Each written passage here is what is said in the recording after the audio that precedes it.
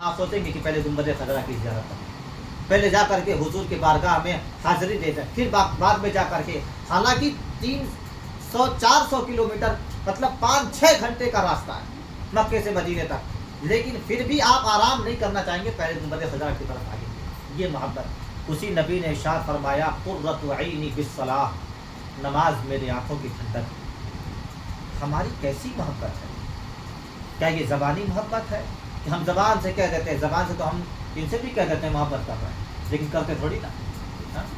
زبان سے ان سے بھی کہہ دیتے ہیں محبت کر رہے ہیں، بھائی ہماری محبت دکھاوا بھی تو ہو سکتا ہے، ہمارے کام آ رہے تو محبت کر رہے ہیں، اور کام نہیں آئیں گے تو محبت نہیں کریں گے۔ ہماری محبت کیا حضور سے بھی ایسی ہے؟ ہم ہمیشہ کہتے ہیں کہ حضور سے محبت کر رہے ہیں، لیکن نبی کریم صلی اللہ علیہ وسلم نے ارشاد فرمایا قرۃ عینی بالصلاۃ، نماز میرے آنکھوں کی ٹھنڈک ہے۔ کیا ایک عاشق رسول کا یہ فرض نہیں بنتا ہے کہ نماز پڑھ کر کے اپنے حضور کی آنکھوں کو ٹھنڈک پہنچائے؟ ہر نبی اپنے امت کے اعمال سے باخبر ہوتا ہے، حضرت آدم سے لے کر حضرت عیسیٰ تک جتنے بھی انبیاء تشریف لائے، ہر نبی اپنے امت کے اعمال سے باخبر ہوتے ہیں، یعنی اپنے امت کے حالات کو، ان کے اعمال کو جانتے ہیں۔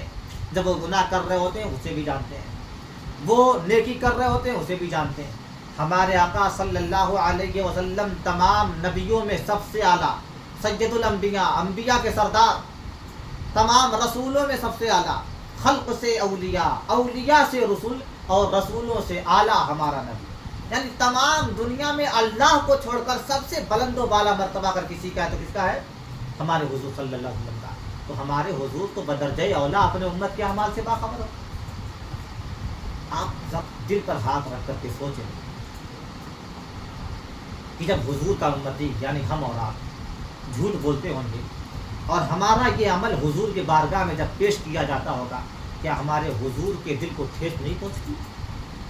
کیا ہمارے حضور صلی اللہ علیہ وسلم کے روح کو تکلیف نہیں پہنچتی ہوگی کہ جس امت کے لیے میں راتوں میں رویا کرتا تھا، جس امت کے لیے رب کی بارگاہ میں رو رو کر کے مغفرت کی، بخشش کی دعائیں کیا کرتا تھا، جب مجھے قبر میں اتارا گیا، فرشتوں نے کان لگا کر کے سنا تو رب حبلی امتی، رب حبلی امتی کی آواز میں لگاتا رہا۔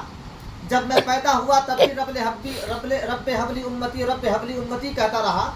جی میرے امتی میری آنکھوں کو ٹھنڈک پہنچانے کے لیے نماز نہیں پڑھتے، گناہ کر کے، جھوٹ بول کر کے، چغلی کر کے، غیبت کر کے اور دیگر برائیاں کر کے میری روح کو کیا حضور کو تکلیف نہیں پہنچتی ہوگی؟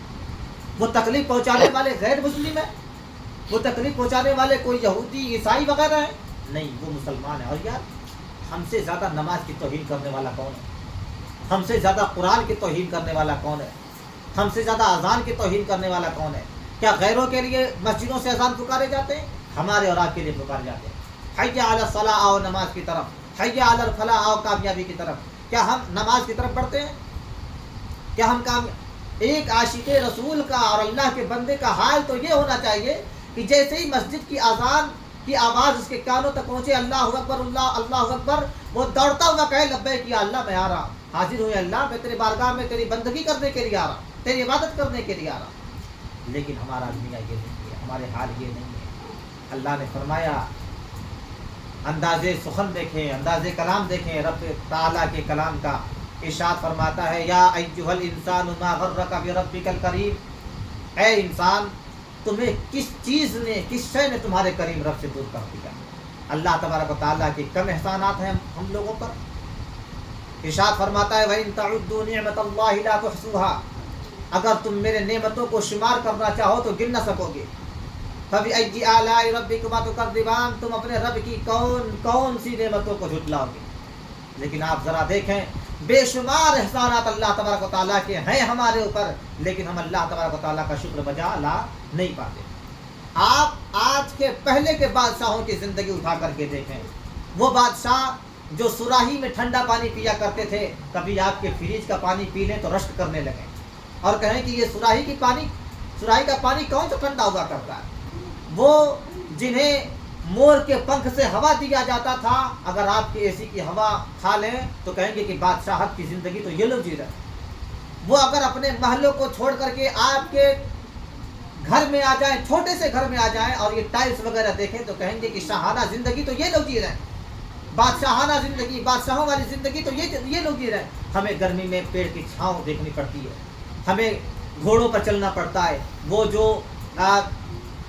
2-3 4 دن کا سفر کرتے تھے، اگر آپ کے ہوائی جہاز وغیرہ کو دیکھنے کہیں گے یہ لوگ بادشاہت کی زندگی